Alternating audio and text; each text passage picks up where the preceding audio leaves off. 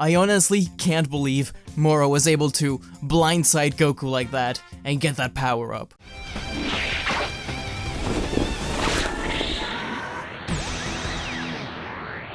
Hello everyone, before we begin, I just want to say thank you very much for all the support you've given me. We are almost at 100,000 subscribers, and that means a lot to me. I also wanted to announce that you can now become a member of the channel, which means you can support the channel in various ways and you get some perks here and there. All you have to do is click the join button, then you decide which tier you would like to join. There's some pretty cool stuff, but my personal favorite is the badges you get. The more months you are a member, you get upgraded in the badges, and they're all based on Super Saiyan Goku hair. They were all personally made by my friend Ethan, who's an awesome pixel artist. Anyways, be sure to subscribe, share, and all that good stuff, and enjoy the video.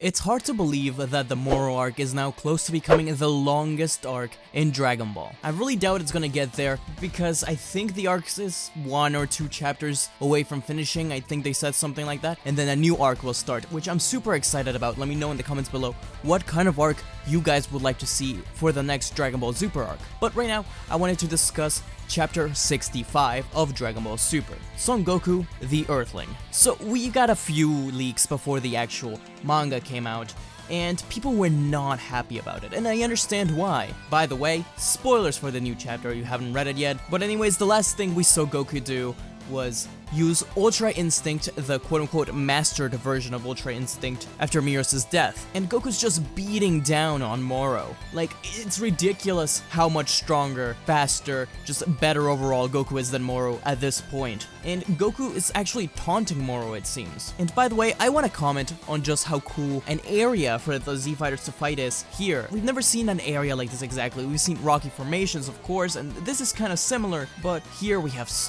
a bunch of water, we have sand. It's really cool, especially when Goku uses that little Ki attack and a bunch of sand just drops all over Moro. It's just something we don't get to see a lot in Dragon Ball, and I really appreciate variety when it comes to stages. So it's clear that Moro is done for. There's no way he can win. However, Goku, being the person he is, actually takes the Senzu beans from Krillin and gives one to Moro. This isn't really a Cell arc sort of deal, or even a Piccolo one, cause he gave a Senzu bean to Piccolo as well. This isn't really the case here. He's not giving it to them so he can fight him again, not exactly. Instead, he gives them to him, tells him, hey, you're going to go to jail, you know, come peacefully, I'm gonna give you the Senzu bean, and you'll just be in jail. Of course, I think this is a little naive of Goku, but Moro takes the Senzu bean, regenerates his arm, and instantly tries to attack Goku. And this is one of the things that people have been commenting about. It feels like this whole arc is sort of a homage to Dragon Ball as a whole.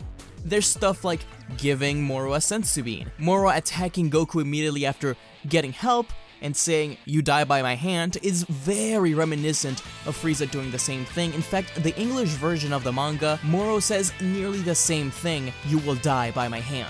But this is one of the coolest things that I think happens in the whole manga, and one of the most badass things Goku's ever done. He just stands there, takes the punch, and mind you, he has completely regained health, he has his arm again, but Goku just takes the punch, and Moro breaks his hand. And it looks like Moro is just right back down to 0 health after that punch. And here is another thing that people have problems with, is Goku sitting down and talking to Moro and telling him, hey, have you ever trained?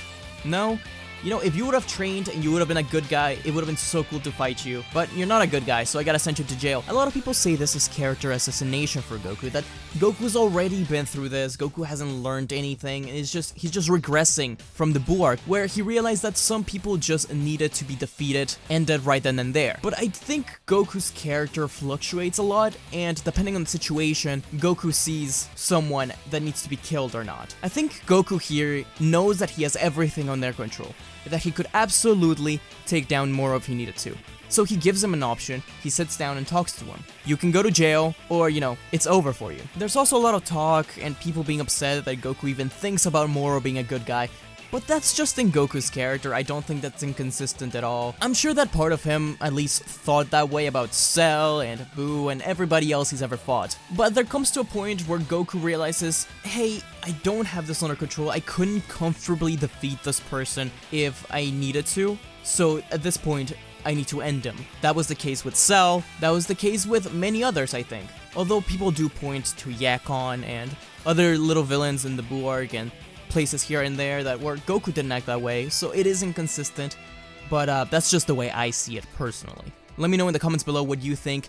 Do you think Goku's character is inconsistent here? You know, everybody has their own opinion on Goku, and I'm not the biggest fan of Super Goku. But this is the point where Moro really shines, I think. Moro's already been a really cool villain, in my opinion. He's probably my favorite villain in Dragon Ball Super if we don't count Broly and Beerus. He remembers that he had taken Meerus' energy before, and his hands just floating on a little piece of land. So he calls it back and takes it in. He absorbs his own hand, and along with it, Meerus' energy. And this is the coolest thing, because Moro effectively gets Ultra Instinct, all thanks to Meerus' angel power. His hair becomes white, and now this is where Goku actually needs to start taking things a little more seriously. We have an awesome 2-page spread of Goku and Moro rushing towards each other and clashing their fists.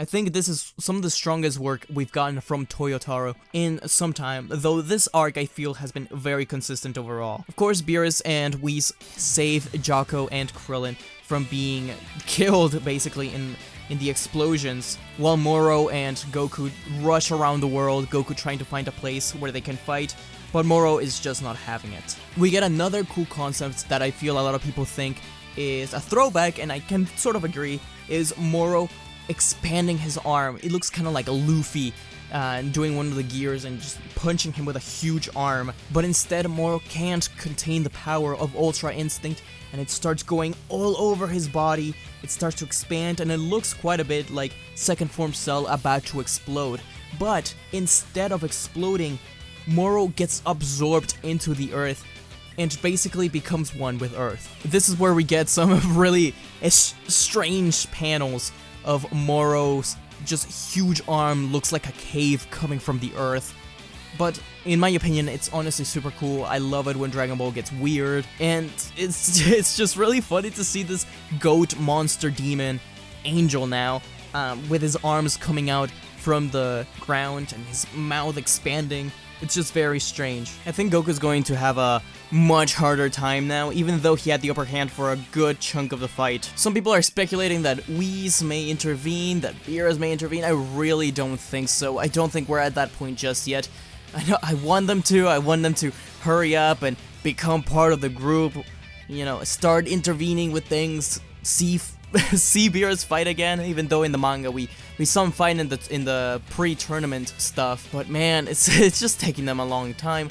I do have some ideas of how Goku is going to beat Moro, and I think a lot of it has to do with Vegeta and maybe even Meerus. I saw some art that somebody made, some fan art, and there's some interesting concepts. I don't think Meerus is going to return, which sucks because he's like a really cool character, and at the very least I wanted to see in a video game soon, but I don't think he's gonna return. I think I'm going to make a video separate from this just about how I think Moro is going to be defeated, how Goku is going to do it, if Goku is going to do it. There's still a possibility that he's not the one that's gonna do it, but I think we all know it's probably gonna be him, right? All I hope for now is for Dragon Ball Super, the anime, to return, because as much as I love the manga, there's just something about listening to the music and hearing the sound effects and Masako Nozawa's screams that really make Dragon Ball something special, at least when it's not Toriyama doing it.